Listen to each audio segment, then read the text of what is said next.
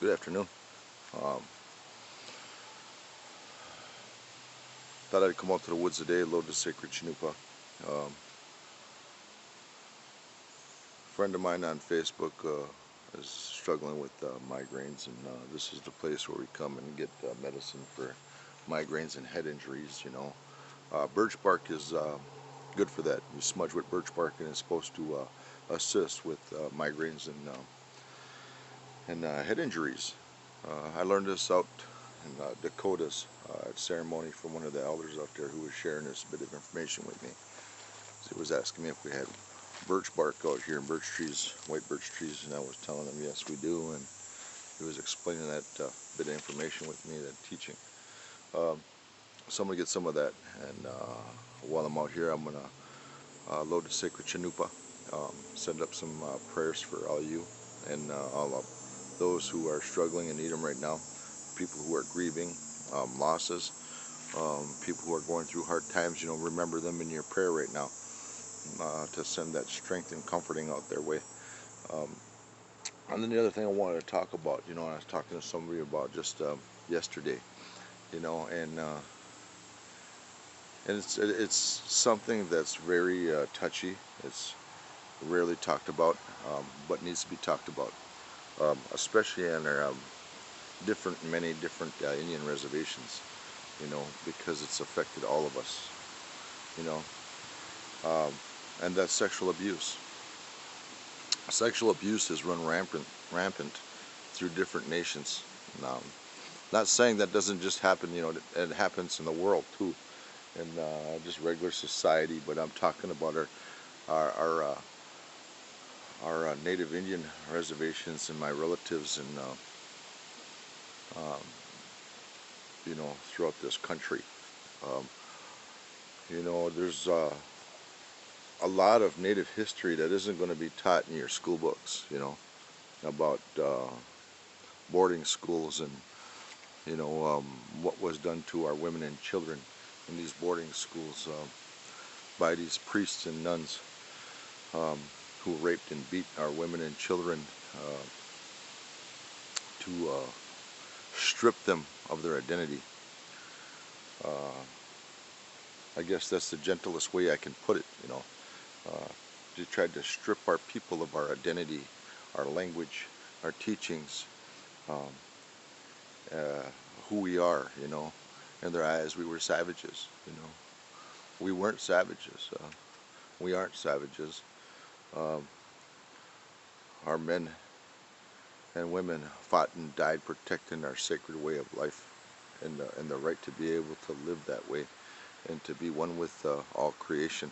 Um, you know, I'm not going to give you a history on a history lesson here, but just so you understand, our women and children were beaten and raped and molested. The boys were molested uh, and raped also. Um, well, what happens is they grow up to become men and women, and these abuses carry on, and they carry on into our families, into our relatives, into our communities. And I was talking with one of my relatives not too long ago, and we got to talking about the sexual abuse, and here to find, it's something that's not talked about, because people, like she was telling me, I've never said anything because it's embarrassing and it's shameful uh, to admit that we have this in our family. And I told her not to be embarrassed and ashamed, because it's almost in every Native family, because of what our grandparents went through and what they've had to experience. Almost every Native family has struggled with sexual abuse in it. Uh, Nobody wants to say, my grandpa, my uncles, or this or that, um, sexually abused our family members. Um, Nobody wants to say that. That's, and man or men, want to admit to it, and they may not ever admit to it because they're too ashamed themselves. Imagine how damaging that is to a man's spirit, a man's self-worth. Uh, but I know, from having been sexually abused when I was about 3 years old, just a little child, um, I know from my experiences and what it's taken to acknowledge this and to heal from it, um, that it needs to be talked about, that I don't have to be ashamed. You know, there's a lot of healing in my life being an open book. Um, so I can stand in front of people and say, you know what, um, yes, I've experienced this, yes, I've got this, I've done this, you know, um, it benefits everybody around to be able to be honest and completely honest with myself and honest with the world around me and say, yeah, um, you know, I can stand before you and say I've been sexually abused, physically, emotionally, and mentally abused, and there was a great deal I've learned from those experiences. You know, today I can say those aren't tragedies, but those are experiences that have lessons in them, and when you can change your perception of the world around you and what it is that we're here to do and what we're called to do, your perception will change, and so will your attitude. When your attitude changes, the whole world around you changes. Um, the way you look at things, the way you approach things, the way you feel about yourself. You know, your self-esteem is so damaged and just ripped from you. You know, your spirit, you know, has fragmented and and needs to be repaired. Needs to be healed. Um, you know, you may feel lost and broken and gone through life feeling broken, um, dirty, and unclean. You know, there's healings for that, and there's ways that I've worked with people to let that go and to heal from it. Ways I've worked with it to let it go from myself and heal from it myself. And you can too, if it's something that you've experienced. But you know, my message is to the young men and to the and to grown men out there who have experienced it. Um, you know, victims can often become victimizers. You know, and that's true. Um, as happens with our grandparents, you know, we have to stop that cycle. We have to stop that vicious cycle, and acknowledging it is what stops it. Acknowledging that we have it, acknowledging that our family has it and our relatives have it, is a part of stopping it, and healing from it. Um, so, um, I guess my message to people is, you know, I hope to eventually be able to go to different nations and talk with different people, talk with different men who may have been sexually abused and are too ashamed to talk about it, too humiliated, you know, because you think about it from a man's perspective, men are proud, and most men are egotistical to begin with, and how many men want to admit to anyone, even including themselves, that they've been sexually abused. Um, you know, and counseling, um, especially in Native communities, how many of your counselors actually go in far enough to take a look at sexual abuses and to see if that exists? Um, you know, and I'm not judging counselors. I don't know, because I don't know. I don't know what they're. I don't know how they approach their clients. It's not my business to know how they approach them. But I guess what I'm saying is something that needs to be looked at within our Native communities is sexual abuse. Um, and almost every family has experienced it.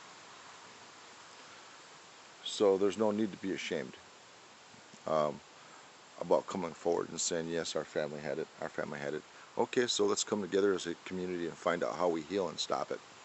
Um, we don't judge or criticize those who have maybe been victimizers and are gone and past, but pray for their spirit and pray for that forgiveness, uh, because in most cases they were victims at one time and it was forced on them, um, and then they grow up confused, um, confused and damaged, lost and broken,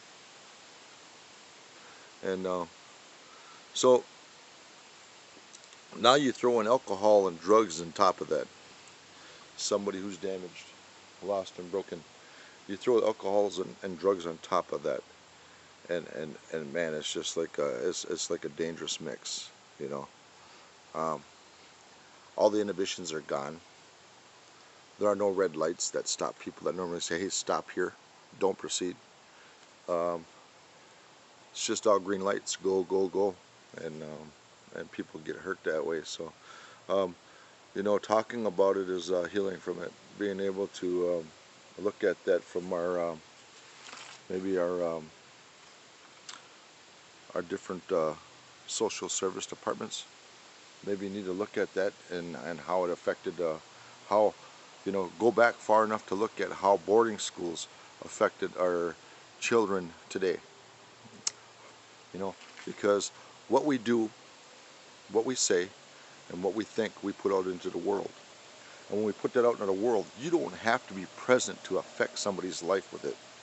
Um, my behaviors, my conduct, and what I do in the world is gonna affect people around me, whether I see it or not, whether I know them or not, because it affects people around me immediately.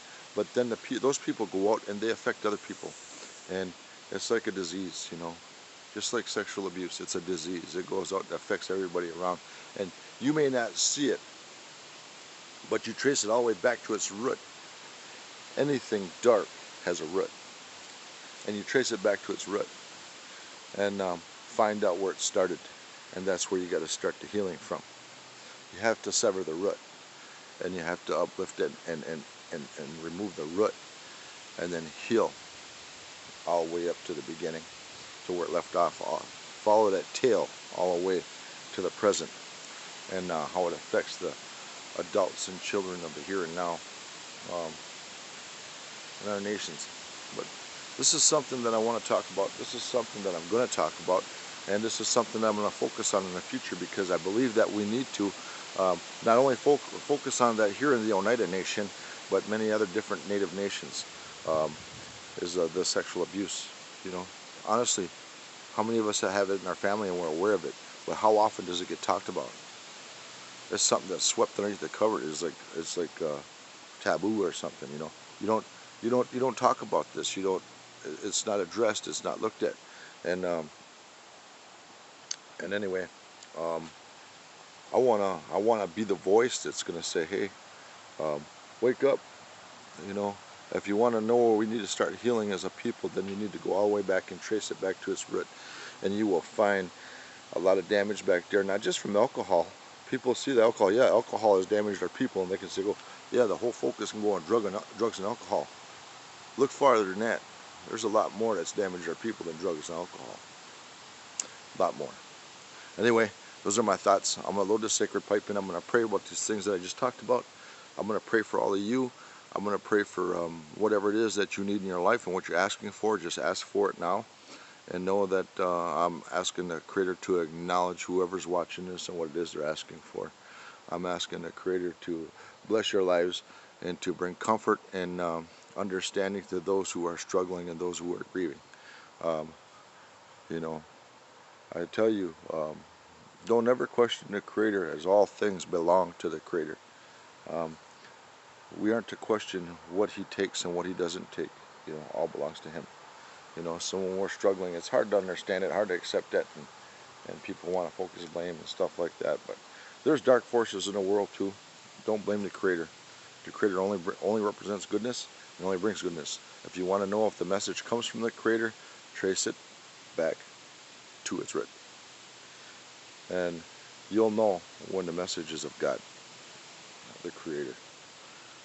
There will be nothing dark about it, and it will be meant to help, not hurt. Okay.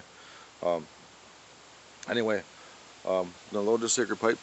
I want to wish you all a blessed day. I got a 6-hour shift to work, so I want to get this done, get this medicine out of the woods, get these prayers up, and I got from 6 to 6 tonight. Hope you all have a blessed evening. Glad I got a chance to come out here and do this. You know, I'm only a man myself, and sometimes I struggle. Just like everybody else. I'm not perfect, you know, and just say, don't put me up on a pedestal. I don't belong there.